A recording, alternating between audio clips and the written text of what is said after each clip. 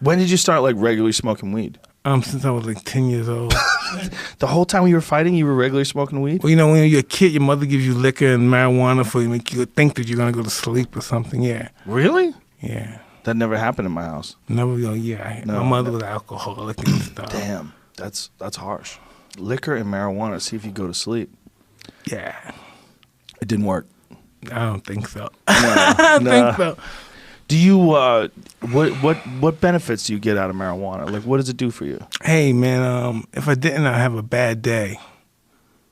Yeah, I'm a really moody guy without it. And it just it smooths me out. As soon as I take it, I'm a whole different person. I'm ready to go on top of my game. I'm balling. Yeah, I feel the same way sometimes. It makes me nicer. Yeah. Yeah, calms me down. Do you smoke? And I like who I am when I smoke. You know what I mean? When I weed, I don't sometimes like who I am sometimes. That's just the real sometimes. Yeah. I don't like that guy. I want to get away from that guy.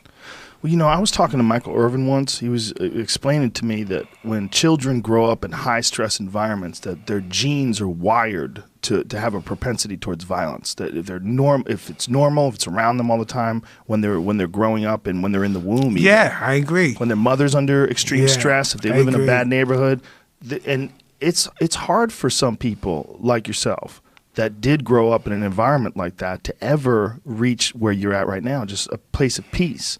And if you can do that through marijuana or whatever it is, yoga, meditation, whatever you do to get there, like, we should be happy that you can get there. That's what we want. Listen, I'm so grateful that I embarked on this. You know, I've never been a person to this at this magnitude, at this kind of relaxation, or just enjoying my time with you. I was very uptight. I was very uncomfortable with myself. Did you feel any better after you worked out when you were young like that? Absolutely, but my works out. You know what?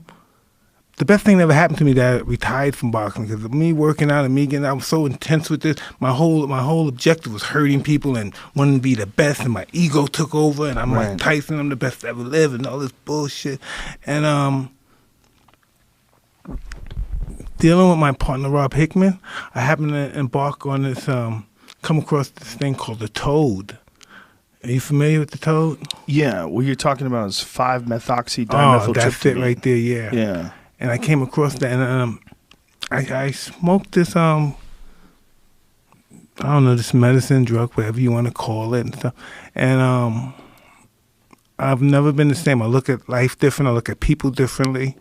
And the experience I can't even express, really. It's almost like dying and being reborn.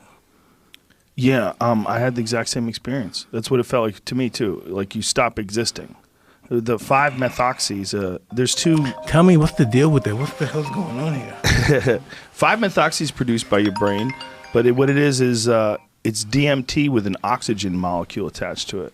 So regular DMT is N-N-dimethyltryptamine, and then 5-methoxy-dimethyltryptamine is DMT with like there's a very subtle change to the molecule, and that subtle change, for some reason, takes away the visuals. You've done regular DMT too, right? Yes. Regular DMT is rich with visuals, very strange, bright, colorful, impossible to describe visuals. It's inconceivable. Inconceivable is the best way to put it. Yeah, inconceivable. Yeah. But I try to explain it to some people, my wives, and it's just I don't have the words to explain it. That's exactly what I always say. I've done a terrible job explaining it to everybody. Every time I've tried, it just doesn't work.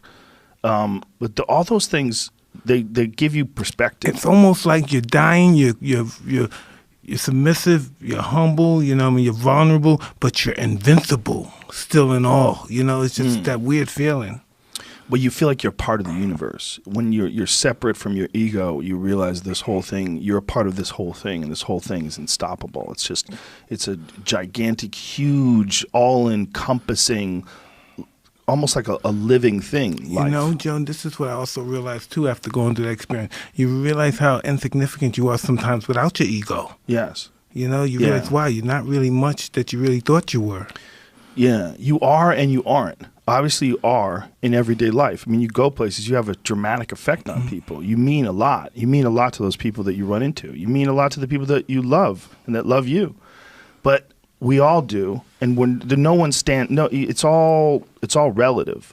No one is irreplaceable, but everyone is special to someone or something, and at least to themselves.